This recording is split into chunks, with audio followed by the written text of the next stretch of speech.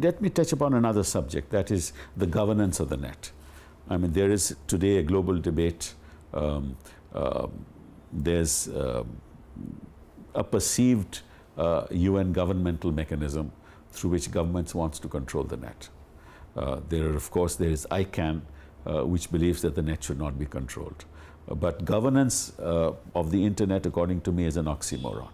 You can't govern something that cannot be governed, because you're talking about the vanishing of territorial boundaries.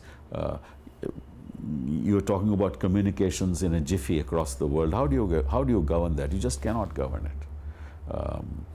So what you need, again, is a responsible mechanism through which self-regulation takes place.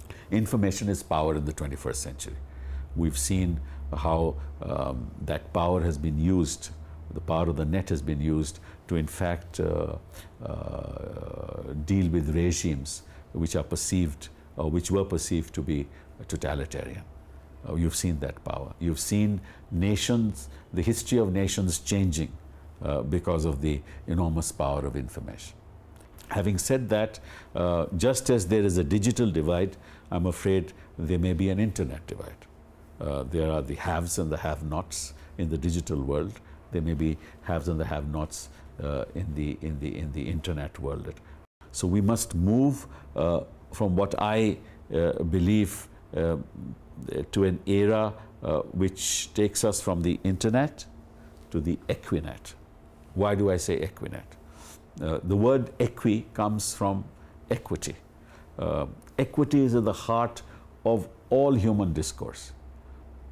Equity is at the heart of nation building. Equity is at the heart of building a corporation.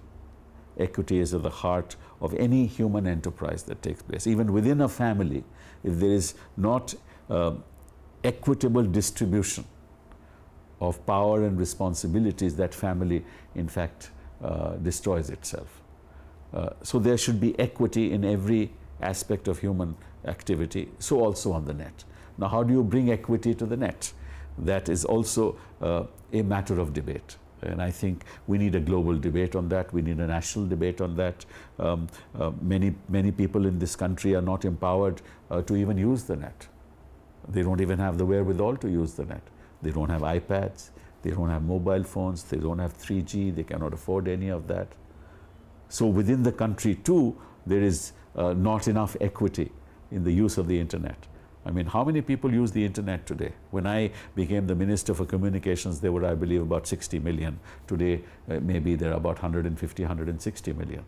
That's an exponential increase, but we have 1.2 billion people.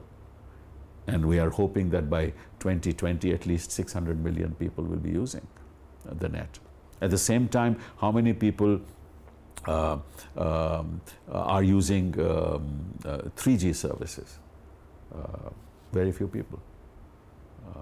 So we need to empower those who are not in a position to empower themselves. That's why we need mobile phones which are cheap. Imagine the empowerment that has taken place through 2G.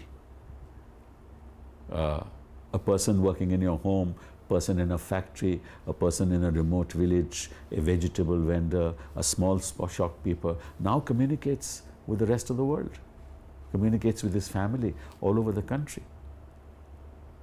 That's the power of equity.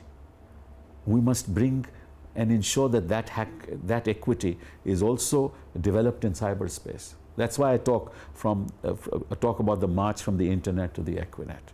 There should be no divide between the rich and the poor, the Western world, the developed world, and the less developed world.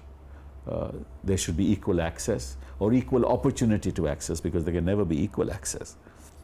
Equal opportunity to access, equal opportunity within the country, equal opportunity as far as nations are concerned.